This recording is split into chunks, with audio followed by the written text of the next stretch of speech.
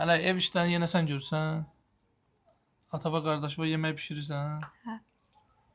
Nə ürəyin istəyir? Evə nə lazımdır? Denən həll edəyək. Tost oran. Bir də kravat.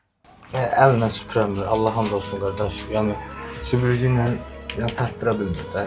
Tost oran olar 100 manat olar yəqin, hə? Olar qardaş. Tost oran pulu sənə verdi. Məhəmməd, nə istəyirsən? İstəyin nədir? Və kəndə anamızın qəbri üstünə gedib görmək istəyirəm belə. Allah yerin cənnət eləsin inşallah. Həmi göndərirsən.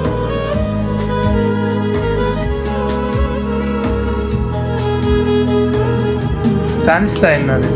Anamın qəbri üstünə getmək. Ən tez nə vaxt getmək istəyirsən? Heç düşünmürəm.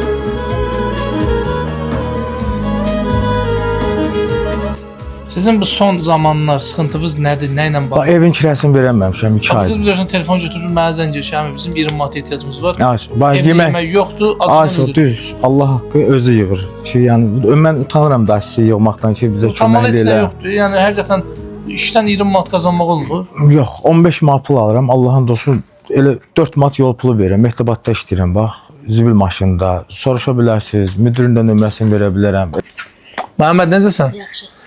Bu ailəyə keçən il dəstək olmuşduq. Qardaşın yoldaşı xərçəkdən dünyasını dəyişmişdi. Qardaş özü həm atalıq eləyir, həm analıq eləyir.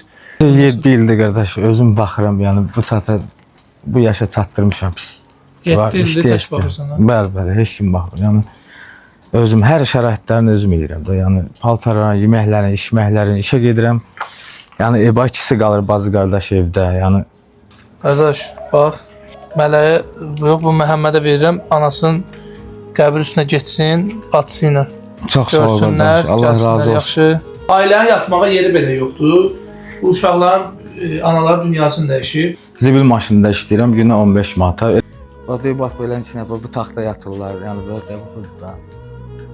Belə içinə yatırlar. Toz soran yox. Qardaşım, bu nə matros? Yəni nə evdə toz soran var, nə heç nə yoxdur. Sən Yəni belə alırsan? içinə. Mən o bu otaqda yatıram belə. Deyim mən də burada yatıram belə içinə. Evdə. Sən burada yat. Evin kirəsində 2 ayda verəməmişəm ki, nə Allah. Yəni özümü qricam var. Tutdu bir 10 gün işləyə bilmirəm də. Yəni Bax 300 manat da sizin 1 aylıq kirayəviz. Mən verdim. çox. Soyuducunuzda nə savad yeməyə var? Valla belə pomidordur.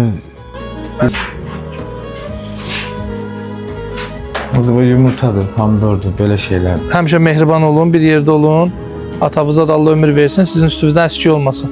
Çünki sizin atavızdan başqa bir dənə də əminiz var. Mən də buradayam.